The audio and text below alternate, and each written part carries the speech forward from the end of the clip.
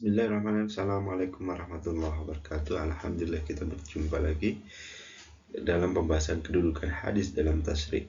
Sebagaimana kita ketahui bahwa secara syariat walaupun hadis itu tidak bersifat mutlak, tapi dia kedudukannya hampir sama dengan Al-Quran karena dia merupakan penjelas ya daripada Al-Quran.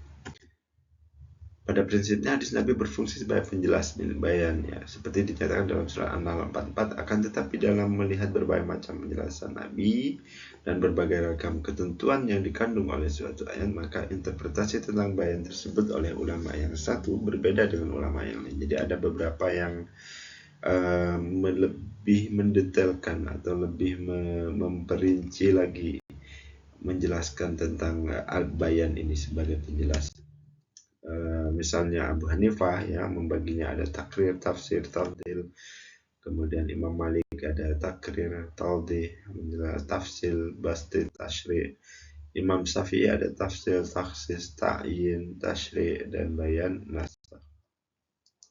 Kita akan jelaskan sesuatu yang pertama yaitu bayan tafsil. Tafsil ini dari segi artinya memperinci ya. Jadi as-sunnah atau hadis sebagai bahan tafsil, artinya sunnah sebagai perinci ayat-ayat Al-Quran yang bersifat mujmal, yang masih umum. Seperti misalnya tentang kewajiban salat 5 waktu yang di dalam Al-Quran tidak diperinci, kemudian di dalam hadis kemudian diperinci lagi, lebih didetailkan. Sallu kama ra'aitumuni usalli, kata Nabi Muhammad SAW. Dengan itu kita bisa tahu bagaimana tata cara salat, jadi sebagai bayan tafsil. Kemudian yang kedua, takhsis, lebih mengkhususkannya. Sunnah sebagai bayan takhsis artinya sunnah sebagai pengkhusus ayat Al-Quran yang bersifat umum seperti dalam masalah waris. Misalnya, masih bersifat umum bahwa semua orang itu bisa memperoleh waris.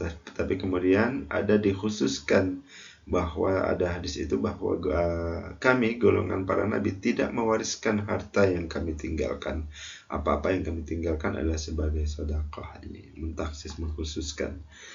Kemudian ada at-taqyid ya, sunnah sebagai pembatas ayat Al-Quran yang bersifat mutlak ya. Seperti firman Allah, laki-laki yang mencuri dan perempuan yang mencuri, potonglah tangan keduanya. Nah ini kan batasan potongan tangannya ini yang mana ya, pergelangankah sampai kemudian lengankah sampai sikukah dan seterusnya. Maka hadis di sini berperan memberikan pembatas, sebagaimana di dalam sebuah hadis didatangkan kepada Rasulullah seorang pencuri, kemudian Rasul memotongnya dari pergelangan tangannya. Jadi ini lebih memberikan batasan.